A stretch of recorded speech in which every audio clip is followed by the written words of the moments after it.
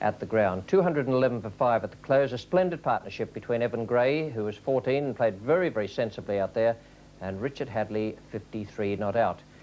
The bowling figures, Gladstone Small can be well satisfied with the debut he's made in this test match here. 19 overs, 8 maidens, 2 for 45. Greg Thomas, I thought, bowled pretty well, but a little wayward, and full advantage taken by the New Zealanders of anything loose. 19 overs, 1 for 73. And I thought both spinners bowled well. Pringle, too, deserved better than that, none for 29 in 13 overs, because he often went past the outside edge.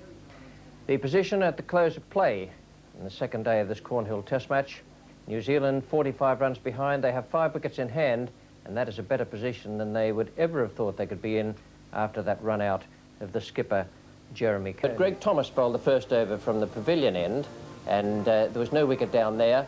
We pick the play up now in the second over.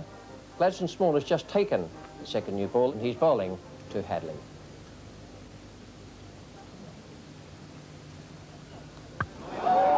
Down. Gooch and Pringle. Life for Hadley. Well bowled by Gladstone Small, drew him into the stroke. I think this may have hit both slip field. I think Gooch just got a hand to it, probably punching it onto Derek Prindle. Yes, onto Derek Prindle's chest and then down. So no chance for Derek Prindle because Graham Gooch got a hand on it just before it got there. Slightly nervous debut yesterday with the ball from Greg Thomas. He bowled with plenty of pace. He's genuinely fast.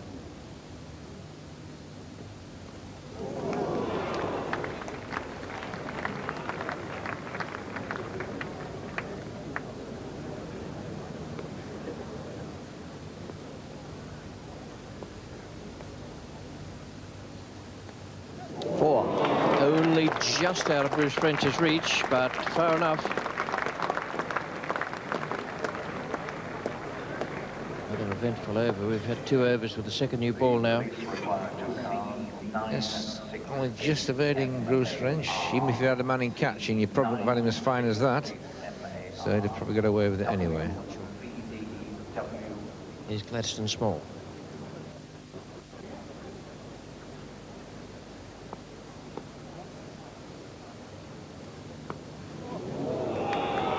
And that could be slightly painful.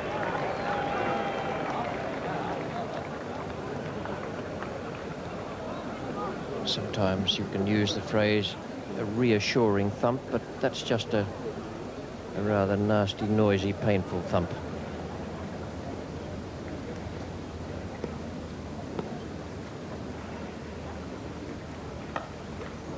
Nice crisp stroke, won't go for 4, but they'll get 3 perhaps, depending on the strength of Gower's arm.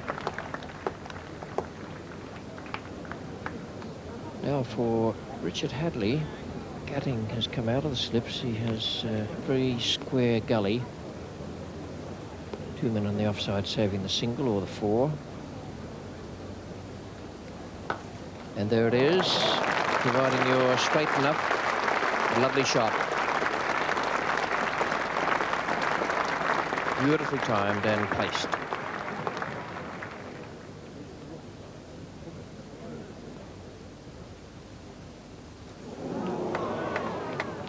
Yes, I know it's been a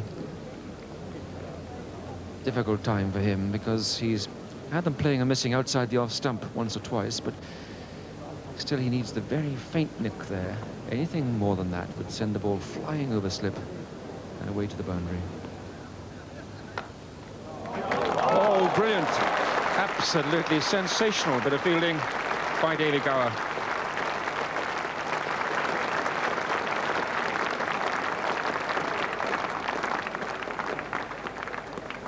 That ball would have beaten every other fielder on the ground. Brilliant piece of movement by David Gower. Superb dive and stop. Great piece of cricket.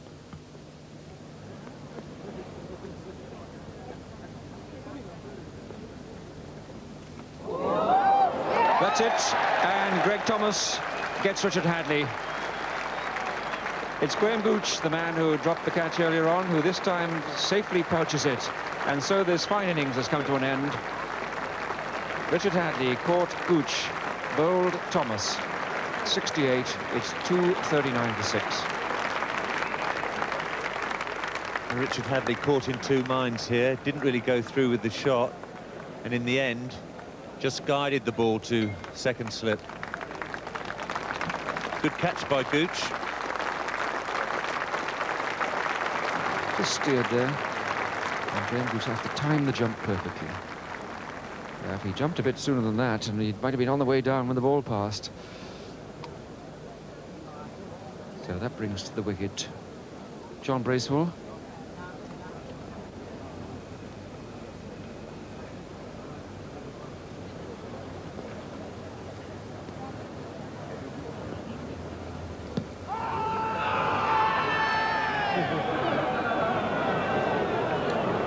Well, I think the appeal was based on the sight of Bracewell getting in a bit of a knot around that front pad. He got his front leg right in line with the ball. It made it virtually impossible for him to play it with the bat. Well, Derek Pringle has done so much loosening up. I just hope he's fit enough to continue bowling now.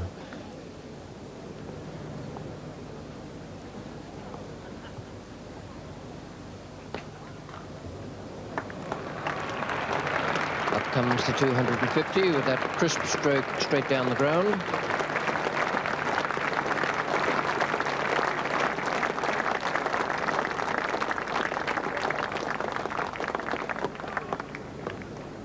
.32 for Evan Gray. Stayed with Hadley at a crucial time. Very, very solid player, as indeed is Bracewell.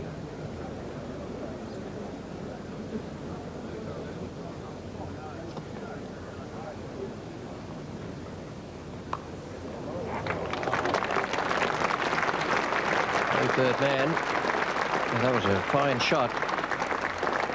Fierce square cut off the front foot. So that now means that New Zealand are in front, and very vital for England now to watch those runs.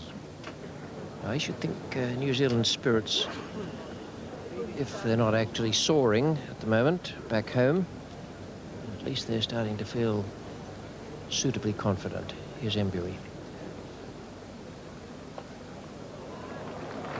Very fine shot.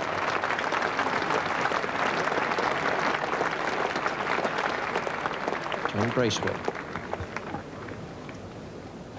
And it was an exceptionally good shot. As Bracewell saw that Gooch is in front of square. He's now gone behind. He missed him by a good 10 yards.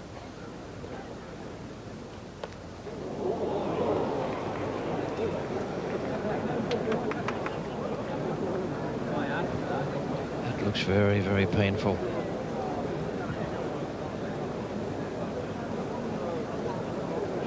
And that could have done some real damage. Athey's taking the full force of that blow. In fact, Bill Athey needed some physiotherapist attention before he was able to continue out there. It was a very nasty blow indeed. There were 13 more runs added from 8 overs up to the luncheon interval. It was slow going. 278 for 6, 29 not out to Bracewell and 34 to Gray. A splendid partnership from those two. And the wickets, 2 to Small, 2 to Thomas, and 1 to John Embury. Now, New Zealand were getting themselves into a decent position there. They're 22 runs ahead with just 4 wickets in hand at lunch. We pick it up now with the second ball of the second over after the interval. 1 run has been added, and it's Greg Thomas coming into bowl to John Bracewell.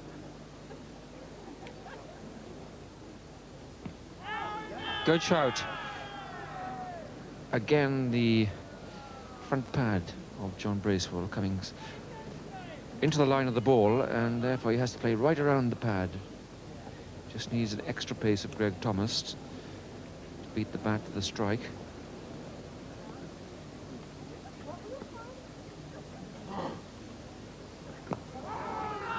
Was that pad first, and Greg Thomas insisting and well supported behind the stumps that that ball hit pad first. But whether it did or didn't, umpire David Constant thought it was not out.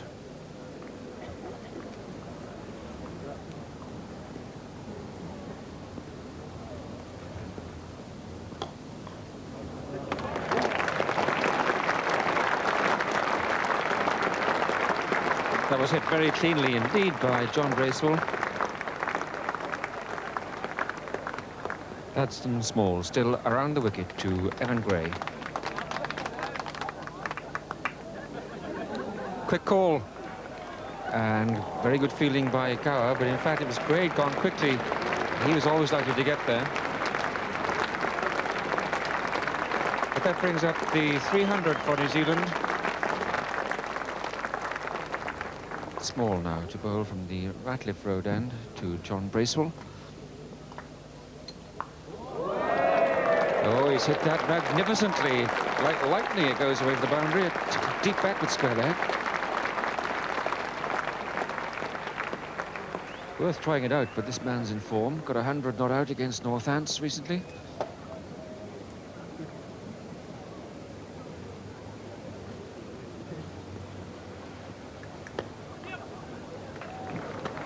Good running between the wickets once again, and that brings John Bracewell his 50. Field on the offside, not quite alert to the fact that he only needed the single. It's taken him only 85 balls. He's hit 4 fours, and it's his second Test match half-century. It's been a most valuable contribution, and it's taken New Zealand on to 58 ahead. Greg Thomas is the bowler, and Evan Gray was the striker. And 50 for Evan Gray as well. That's been an excellent partnership. It started at 239. Gray's 50 has taken 229 balls, 3 boundaries. He's been quite slow. My word, what a valuable knock it's been. 317 for 6, a lead of 61 for New Zealand, still with 4 wickets in hand, and the second spinner comes on, Philip Edmonds. Phil Edmonds is just pushing mid-off back there, waiting for the lofted drive. And that's out. That time, a little bit of extra bounce. Evan Gray goes, the end of a splendid partnership. Edmonds breaks through. Gray out for 50.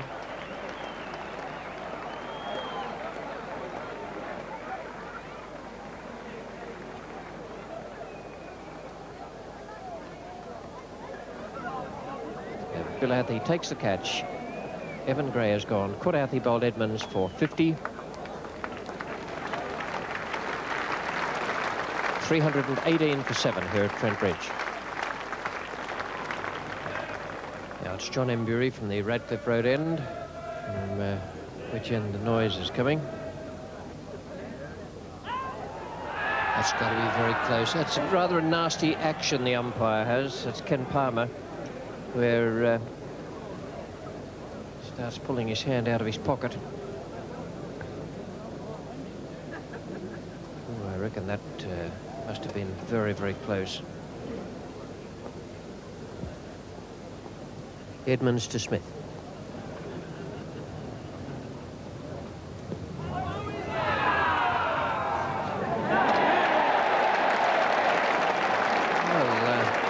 Ian Smith has been given out LBW by David Constant. It's now 326 for 8.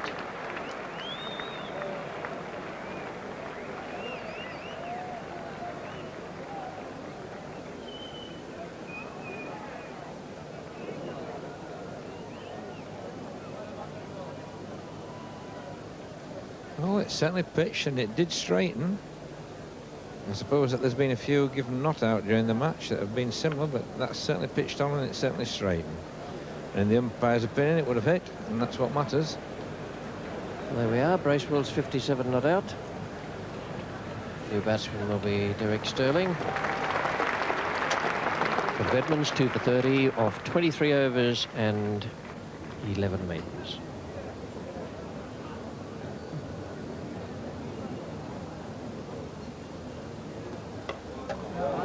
Good old-fashioned stuff. Still works.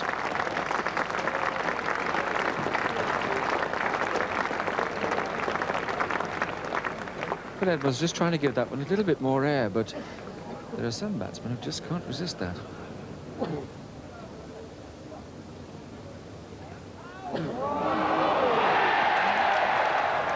Great diving catch. Just one problem. The ball didn't hit the bat.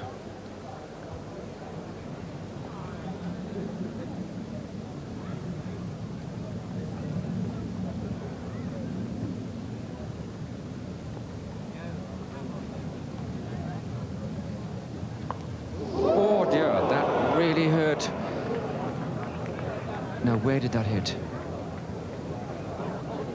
That's the second time that Bill Athey's been hit there at short square leg, and I think he really is hurt this time. Extraordinary habit the public have of laughing when they see someone limping. That was outside off stump, a full-blooded sweep shot, and that looked to hit Bill Athey on the left ankle. And I can tell you, if you ever fielded in that position, it is one of the most dangerous. You have very little notice when the sweep shot is coming, especially if played outside off stump. And a crack on the bone can really put you out for a match. You'll need to get some ice in it, get some physiotherapy treatment. The substitute fielder is Paul Johnson from the Nottinghamshire playing staff.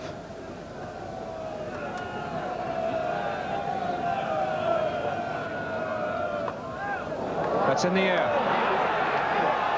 And it's 6. The field was perfectly placed. Gladstone Small was absolutely on the spot for John Emery. But Derek Sterling really laid into that. 6 runs.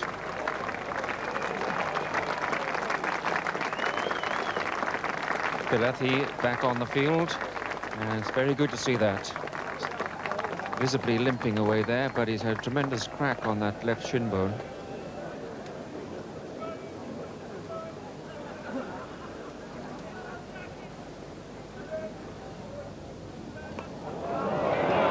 You don't need great skill to hit a very slow full toss, but there was something rather brutal about the treatment. Brings up the 350 for New Zealand. 4 more overs up to tea and just 1 run added to take it up to 352 for 8. 68 to Bracewell and 15 to Sterling. A very good partnership for them. And the England bowlers had to toil very, very hard. They were backed up by some good fielding. A lot of overs bowled by Small and Thomas for 2 wickets for each of them. 2 to Edmonds and 1 to John Embury. And the position at tea on the 3rd day of this Cornhill Test, New Zealand 96 runs ahead. We pick it up now with 1 run added after tea. 3rd ball of the 2nd over. Thomas is coming into Bracewell.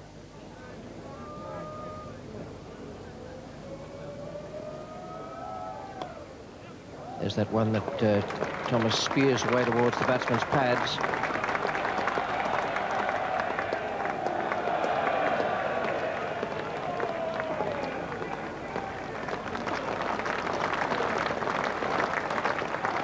And you can bet your life that hurt Bill Athey. Just look at the way he's carrying his right arm there. Here's Pringle.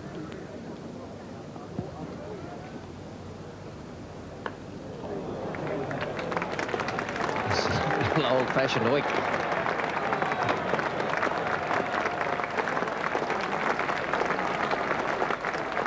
And John Bracewell will reckon this is probably his best ever chance of making 100.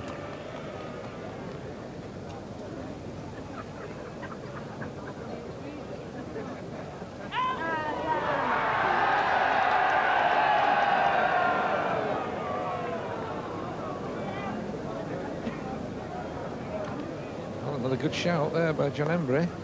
Ball's certainly not turning.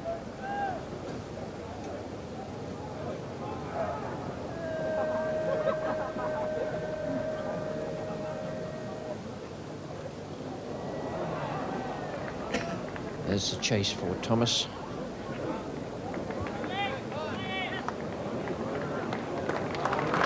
And very well run by Derek Sterling.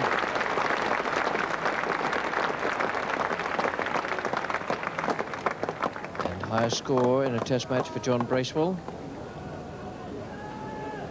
So a change of ends for John Embury. Now from the pavilion end.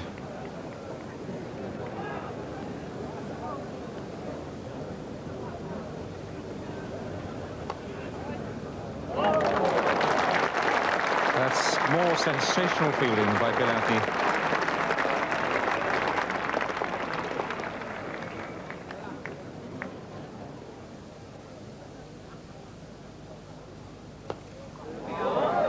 That's in the air. Beautifully caught. He's over. That's 6 runs.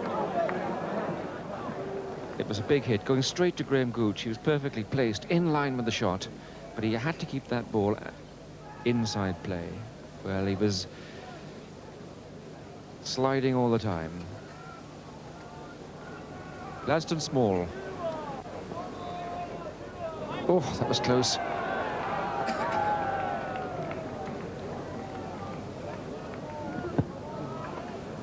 Well, it's happened so often in the last hour, but again, no luck for the bowler. In his 36th over, and quite a new experience for him, be on the field for the best part of 2 days.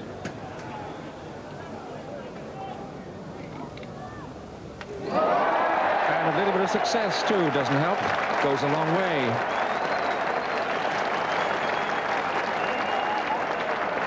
All credit to him. After a long and tiring spell, he still keeps line and keeps his length, and has the great pleasure of seeing the stump removed. But a fine innings by Derek Sterling. What a marvellous job he's done for New Zealand.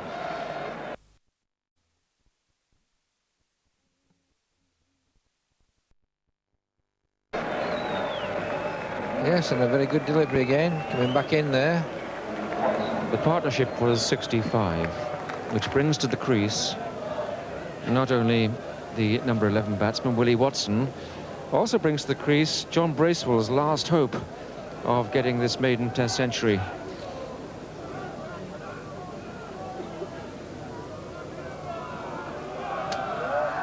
Ooh.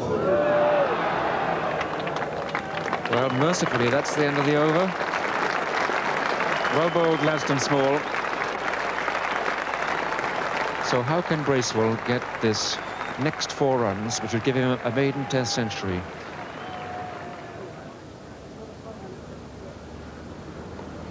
That's up in the air. It looks safe.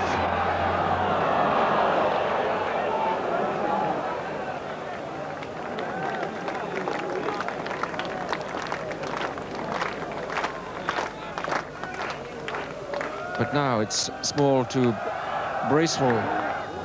He makes it. He makes it. Well played, John Bracewell. A maiden Test century, not without heartache, agony, and I'm sure that was shared by all his teammates. He faced 194 balls and hit 9 fours. Third first-class 100, but the very first in Test matches.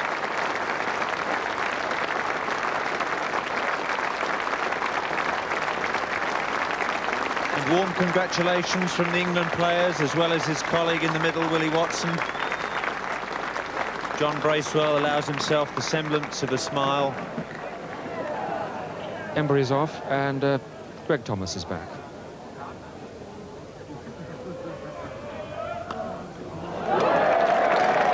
And the first ball that Greg Thomas bowled straight gets very unkind treatment from Willie Watson.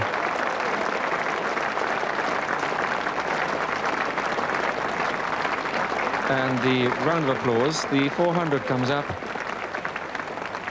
for the loss of 9 wickets. Time of quick bowling changes. Gladstone Small, after he took his wicket, had 2 more overs, and then Greg Thomas bowled just 1 over. Now Embury is back. And that's got to be out. Very nasty moment for the young man who had to get under it, Martin Moxon, but he did it very comfortably, with great sureness, even though he now has to go back in the dressing room and prepare to face Richard Hadley with Graham Gooch. John Bracewell is the man out. Moxon, the one coming around, is nicely judged. It's well done. And the crowd rises now to John Bracewell, and so they should. It was a lovely innings. It was the innings of a good all-round cricketer, and also one who has plenty of heart. And it's always nice to see a player with those qualities do well at Test match level. John Bracewell, 110 before he fell to injury. The total 413. Spare a thought for Willie Watson, who had to come in and see Bracewell through to his first century. Must have been very nerve-wracking for him. The bowling, well, those two men, Small and Thomas, I thought did a very good job. They took 5 of the 10 wickets to fall. Edmonds took 2 and Embury 2. And Small and Thomas, I reckon, bowled more overs in this innings than they've ever bowled in an innings before. It must have been very, very hard work for them out there. I thought they both did well, and so too did New Zealand, who were 157 runs ahead. John Bracewell, his innings, quite outstanding. He made runs against Australia in a Test match. I saw that just about 9 months ago, and he stayed in the New Zealand side ever since. Very good performer, and today he'll never forget the way those runs came, the 110 he made in this Test match here against England at Trent Bridge. Now, that's the way he made his runs. At the top is the Radcliffe Road end, and at the bottom, the Pavilion end. Very, very strong on the onside, made most of his runs there, but the England bowlers weren't quite able to contain him. Very fine performance from him, and a very nice little bit of script work there from our scorer, Wendy Wimbush. We join the England second innings now with 2 runs on the board. Richard Hadley is bowling his first over. This is the 5th ball, and taking strike is Graham Gooch.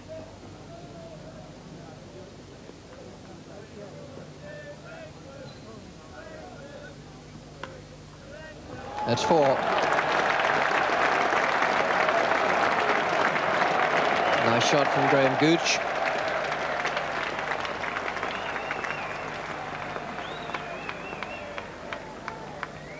It seems to be a definite tactic of Graham Gooch to knock Richard Hadley out of his stride early in his spell. Sterling to Moxon. He's off the mark nicely with a boundary.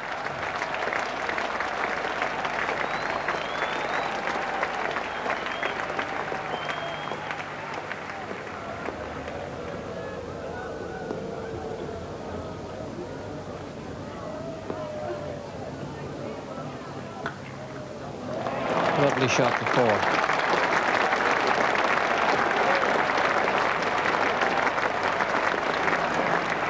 Beautifully timed by Gooch. England 134 behind. Bracewell, who could do anything today. He made a century. A Test match in England, is coming on to bowl at the Radcliffe Road end.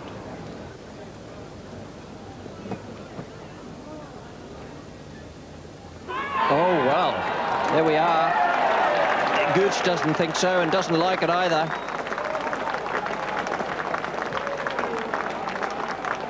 The New Zealanders are jubilant. And as you say, Richie, Bracewell can do no wrong today. He's picked up Gooch off bat and pad at Silly Point. And great jubilation for the New Zealanders. That's the man they wanted tonight.